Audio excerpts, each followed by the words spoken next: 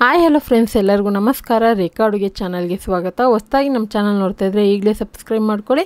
ಬನ್ನಿ, ಇವತ್ತೊಂದು ಡಿಫ್ರೆಂಟಾಗಿ ವೆಜಿಟೇಬಲ್ ಕುರ್ಮಾ ಮಾಡೋದು ತೋರಿಸ್ಕೊಡ್ತೀನಿ. ನಮ್ಮ ಚಾನಲಲ್ಲಿ ಎಷ್ಟೋ ವೆರೈಟಿ ಕುರ್ಮಾ ರೆಸಿಪಿ ಇದ್ದಾವೆ, ಆದರೆ ಇವತ್ತು ತೋರಿಸೋದು ತುಂಬಾ ಸುಲಭವಾಗಿ ಒಂದು ಡಿಫ್ರೆಂಟ್ ಫ್ಲೇವರಲ್ಲಿ ತೋರಿಸ್ಕೊಡ್ತೀನಿ.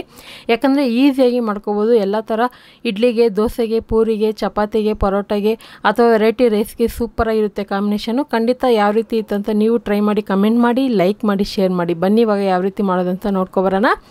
ಇಲ್ಲಿ ಸ್ಟವ್ ಮೇಲೆ ಒಂದು ಕುಕ್ಕರ್ ಇಟ್ಕೊಂಡು ಒಂದು 3 ಟೇಬಲ್ ಸ್ಪೂನ್ ಎಣ್ಣೆ ಹಾಕಿದ್ಮೇಲೆ ಇದಕ್ಕೆ ಪಲಾವ್ ಎಲೆ, ಕಲ್ಲುವ, ಚಕ್ಕೆ, ಲವಂಗ, ಮೆಣಸುಕಾಳು, ಒಂದು ಏಲಕ್ಕಿ, ಕಲ್ಲುವ ಸ್ವಲ್ಪ ಹಾಕ್ಕೊಂಡು ಇದನ್ನು ಫ್ರೈ ಮಾಡ್ಕೊತ ಇದ್ದೀನಿ. ಇದ್ರ ಜೊತೆಗೆ ಚಿಕ್ಕ ಚಿಕ್ಕದು ಈರುಳ್ಳಿ 3 ಮೀಡಿಯಮ್ ಸೈಜ್ ಈರುಳ್ಳಿನ ಸ್ಲೈಸಾಗಿ ಕಟ್ ಮಾಡಿ ಹಾಕ್ಕೊತಾ ಇದ್ದೀನಿ. ಸೊ ನಿಮಗೆ ಈರುಳ್ಳಿನ ಸ್ವಲ್ಪ ತರತರಾಗಿ ಪೇಸ್ಟ್ ಮಾಡಿ ಹಾಕೋದಾದರೆ ಆ ಥರನೂ ಮಾಡ್ಕೋಬೋದು, ಆದರೆ ಈ ಥರ ಹಾಕಿದ್ರೆ ನಿಮಗೆ ಒರಿಜಿನಲ್ ಟೇಸ್ಟ್ ಸಿಗುತ್ತೆ.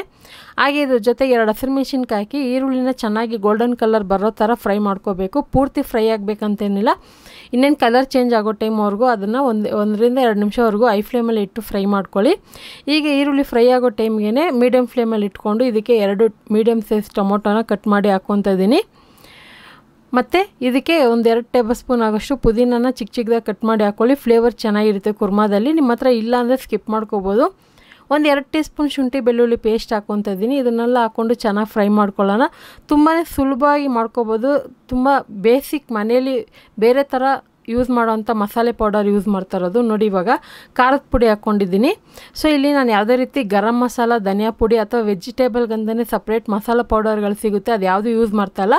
ರೆಗ್ಯುಲರಾಗಿ ತರಕಾರಿ ಸಾಂಬಾರಿಗೆ, ಬೇಳೆ ಸಾಂಬಾರು ಯೂಸ್ ಮಾಡೋವಂಥ ಸಾಂಬಾರು ಪುಡಿ ಹಾಕ್ಕೊತಾ ಇದ್ದೀನಿ. ಇದೇ ಒಂದು ಸೀಕ್ರೆಟ್ ಇಂಗ್ರೀಡಿಯೆಂಟ್ಸ್ ಅಂತ ಹೇಳ್ಬೋದು. ಇದು ತುಂಬಾ ಡಿಫ್ರೆಂಟ್ ಫ್ಲೇವರಲ್ಲಿ ಸಖತ್ತಾಗಿರುತ್ತೆ.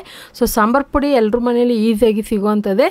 ಸೊ ನೀವು ರೆಗ್ಯುಲರಾಗಿ ಯಾವ್ದು ಯೂಸ್ ಮಾಡ್ತೀರಾ ಅದು, ಅಥವಾ ಅಂಗಡಿದಾದರೂ ಯೂಸ್ ಮಾಡ್ಕೋಬೋದು. ಈ ಸಾಂಬಾರು ಪುಡಿ ಇದೆಲ್ಲ ಹಾಕಿದ ಮೇಲೆ ಒಂದು 30 ಸೆಕೆಂಡ್ ಸ್ವಲ್ಪ ನೀರು ಹಾಕಿ ಇದನ್ನು ಫ್ರೈ ಮಾಡ್ಕೊಂಡ್ಮೇಲೆ ಇದಕ್ಕೆ ನಾನು ಹಸಿ ಬಟಾಣಿ, ಬೀನ್ಸ್ ಕಾಳು ಒಂದು 5, ಒಂದು ನೌಕೋಲು, ಒಂದು ದೊಡ್ಡ ಸೈಜ್ ಕ್ಯಾರೆಟು ಮತ್ತು ಹೂಕೋಸು ಇದೊಂದು 1/4 kg ಆಗೋಷ್ಟು ತೊಗೊಂಡಿದ್ದೀನಿ. ನಿಮ್ಗೆ ಇಷ್ಟವಾಗಿರೋಂಥ ತರಕಾರಿ ಯಾವುದಾದ್ರೂ ಹಾಕ್ಕೋಬೋದು. ಆಲೂಗಡ್ಡೆ ಹಾಕ್ಕೋಬೋದು, ಬದನೆಕಾಯಿ ಹಾಕ್ಕೋಬೋದು, ಅಥವಾ ನೀವು ಇದೇ ಮಸಾಲೆ ಇಟ್ಕೊಂಡು ಯಾವುದಾದ್ರೂ ಒಂದು ತರಕಾರಿಯಲ್ಲಿ ಕೂಡ ಮಾಡ್ಕೊಬೋದು. ಸೊ ಒಂದೇ ತರಕಾರಿಯಲ್ಲಿ ಅಂದರೆ ಆಲೂಗಡ್ಡೆ ರೆಗ್ಯುಲರಾಗಿ ಮನೇಲಿ ಆಲೂಗಡ್ಡೆಯಲ್ಲಿ ಮಾಡ್ಕೋಬೋದು, ಮಿಕ್ಸ್ ತರಕಾರಿಯಲ್ಲಿ ಮಾಡ್ಕೋಬೋದು, ಅಥವಾ ನಿಮ್ಗೆ ಇಷ್ಟವಾಗಿರೋಂಥ ತರಕಾರಿಯಲ್ಲಿ ಯಾವುದ್ರಲ್ಲಾದರೂ ಮಾಡ್ಕೊಬೋದು.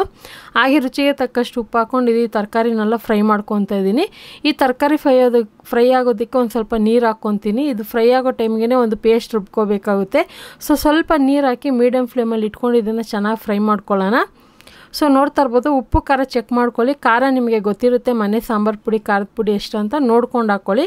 ಈಗ ಅದು ಫ್ರೈ ಆಗೋ ಟೈಮ್ಗೆ ಇಲ್ಲಿ ಒಂದು ಮಿಕ್ಸಿ ಜಾರ್ಗೆ 1/4 ಕಪ್ ಆಗೋಷ್ಟು ಹಸಿ ತೆಂಗಿನಕಾಯಿ, 1 ಟೀ ಸ್ಪೂನ್ ಸೋಂಕಾಳು, 1 ಟೀ ಸ್ಪೂನ್ ಹುರ್ಗಡ್ಲೆ ಹಾಕ್ಕೊತಾ ಇದ್ದೀನಿ. ಬೇಕಂದರೆ ಗೋಡಂಬಿ ಹಾಕ್ಕೋಬೋದು. ಗೋಡಂಬಿ ಯಾವಾಗೂ ಎಲ್ಲರೂ ಬೇರೆ ಥರ ಕುರ್ಮಾ ಯೂಸ್ ಮಾಡ್ತಾ ಇರ್ತೀರಿ, ಅದು ಸೊ ಗೋಡಂಬಿ ಇಲ್ದಿರೇನೂ ಮಾಡ್ಕೋಬೋದು.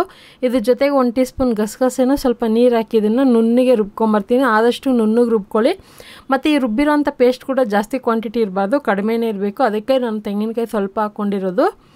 ಸೊ ಇವಾಗ ನೋಡಿ, ರುಬ್ಬಿದಾಯಿತು. ಅದೇ ಟೈಮಿಗೆ ತರಕಾರಿನೂ ಒಂದು 2 ರಿಂದ 3 ನಿಮಿಷ ಫ್ರೈ ಮಾಡಿದ್ದಾಯಿತು. ಮೀಡಿಯಮ್ ಫ್ಲೇಮಲ್ಲಿ ಇಟ್ಟು ಫ್ರೈ ಮಾಡ್ಕೊಳ್ಳಿ. ಈಗ ರುಬ್ಬಿರೋಂಥ ಪೇಸ್ಟ್ ಹಾಕ್ಕೊತಾ ಇದ್ದೀನಿ. ಆ ಮಸಾಲೆ ಎಲ್ಲ ಮಿಕ್ಸಿ ಜಾರಲ್ಲಿ ಉಳ್ಕೊಂಡಿರುತ್ತಲ್ಲ, ಅದನ್ನು ವೇಸ್ಟ್ ಮಾಡೋಕ್ಕೆ ಹೋಗಬೇಡಿ. ಅದಕ್ಕೂ ಒಂದು 1/4 ಕಪ್ ಆಗೋಷ್ಟು ನೀರು ಹಾಕಿ ಸೊ ಅದನ್ನು ಚೆನ್ನಾಗಿ ಹಾಕ್ಕೊಳ್ಳಿ.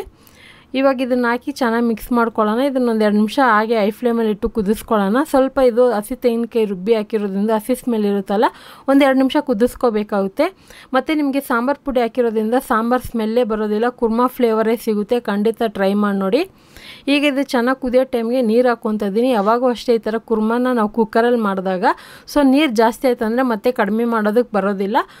ಫಸ್ಟೇ ಬೇಕಂದರೆ ನೀರು ಕಡಿಮೆ ಆಯ್ತು ಅಂದರೆ ಮತ್ತೆ ನಾವು ಬೆಂದಾದ್ಮೇಲೆ ನೀರು ನೋಡಿಕೊಂಡು ಕುದಿಸ್ಕೋಬೋದು ಎಕ್ಸ್ಟ್ರಾ ಹಾಕ್ಕೊಂಡು. ಆದರೆ ಫಸ್ಟೇ ನೀವು ನೀರು ಜಾಸ್ತಿ ಆಯ್ತು ಅಂದರೆ ಮತ್ತೆ ಅದು ಗಟ್ಟಿ ಮಾಡೋಕ್ಕೆ ಪ್ರಾಬ್ಲಮ್ ಆಗುತ್ತೆ. ಅದಕ್ಕೆ ಸ್ವಲ್ಪ ನೀರು ನೋಡಿಕೊಂಡು, ತಿಕ್ನೆಸ್ ನೋಡಿಕೊಂಡು, ಉಪ್ಪು ಖಾರ ಚೆಕ್ ಮಾಡಿಕೊಂಡು ಇದನ್ನು ಕುದಿಯೋದಕ್ಕೆ ಬಿಡಬೇಕಾಗುತ್ತೆ. ಇಲ್ಲಿ ನಾನು ಮುಚ್ಚಳ ಮುಚ್ಚಿ ಒಂದು 2 ವಿಸಿಲ್ ಬಿಟ್ಟು ಪೂರ್ತಿ ಗ್ಯಾಸ್ ರಿಲೀಸ್ ಆದಮೇಲೆ ಬಿಡ್ತೀನಿ. ಮೀಡಿಯಮ್ ಫ್ಲೇಮಲ್ಲಿ 2 ವಿಸಿಲ್ ಬಿಟ್ಟರೆ ಸಾಕು, ಅದಕ್ಕಿಂತ ಜಾಸ್ತಿ ಬಿಡೋಕ್ಕೆ ಹೋಗಬೇಡಿ. ಯಾಕಂದರೆ ತರಕಾರಿ ಅನ್ನೋದು ನುಣ್ಣಗೆ ಬೆಂದರೆ ಟೇಸ್ಟ್ ಕೂಡ ಚೆನ್ನಾಗಿರೋಲ್ಲ. ನಮಗೆ ತಿನ್ನೋದಕ್ಕೆ ಬಾಯಿಗೆ ಸಿಗೋ ಥರ ಇರಬೇಕು. ತರಕಾರಿ ನುಣ್ಣಗೂ ಬೆಂದಿರಬೇಕು, ಸೊ ಫುಲ್ಲು ಸಾಫ್ಟಾಗೂ ಆಗಬಾರ್ದು. ಈಗ ನೋಡ್ತಾ ಇರ್ಬೋದು, 2 ವಿಸಿಲ್ ಆಗಿ ಗ್ಯಾಸ್ ರಿಲೀಸ್ ಆದಮೇಲೆ ಓಪನ್ ಮಾಡಿ ಇದಕ್ಕೆ ಕೊತ್ತಂಬರಿ ಹಾಕಿ ಸೊ ಇದನ್ನು ಸೌಟಿಂದ ಈ ಥರ ತಿರುಗಿಸ್ಕೊತಾ ಇದ್ದೀನಿ. ಇದು ನೋಡೋಕ್ಕೆ ನಿಮಗೆ ಸ್ವಲ್ಪ ತೆಳ್ಳಗೆ ಇರ್ಬೋದು, ಆದರೆ ಗಟ್ಟಿಯಾಗಿ ಇದೆ. ನಾನು ಬಂದ್ಬಿಟ್ಟು ಪರೋಟಾಗಂತ ಮಾಡಿದೆ. ತುಂಬಾ ಚೆನ್ನಾಗಿತ್ತು. ಸೊ ಸಾಂಬಾರು ಪುಡಿ ಹಾಕಿರೋದೇ ಗೊತ್ತಾಗೋದಿಲ್ಲ, ಅಷ್ಟು ಡಿಫ್ರೆಂಟ್ ಫ್ಲೇವರಲ್ಲಿತ್ತು. ಸೊ ನೀವು ಯಾವತ್ತು ಮನೇಲಿ ಟ್ರೈ ಮಾಡಿಲ್ಲ ಅಂದರೆ ಒಂದ್ಸರಿ ಈ ರೆಸಿಪಿನ ಟ್ರೈ ಮಾಡಿ ಯಾವ ಥರ ಇತ್ತಂತ ಕಮೆಂಟ್ ಮೂಲಕ ತಿಳಿಸಿ. ಹಾಗೆ ನಿಮ್ಗೆ ಯಾವ ಥರ ರೆಸಿಪಿ ಬೇಕಂತಲೂ ಕಮೆಂಟಲ್ಲಿ ತಿಳಿಸಿ. ಈ ರೆಸಿಪಿ ಇಷ್ಟ ಆಯ್ತು ಅಂದರೆ ಒಂದು ಲೈಕ್ ಮಾಡಿ, ನಿಮ್ಮ ಫ್ಯಾಮಿಲಿ ಫ್ರೆಂಡ್ಸ್ಗೂ ಶೇರ್ ಮಾಡಿ. ರೇಖಾ ಅಡುಗೆ ಚಾನಲ್ನ ಸಬ್ಸ್ಕ್ರೈಬ್ ಮಾಡಿ. ಈ ವಿಡಿಯೋ ನೋಡಿದ್ದಕ್ಕಾಗಿ ಎಲ್ಲರಿಗೂ ಧನ್ಯವಾದಗಳು.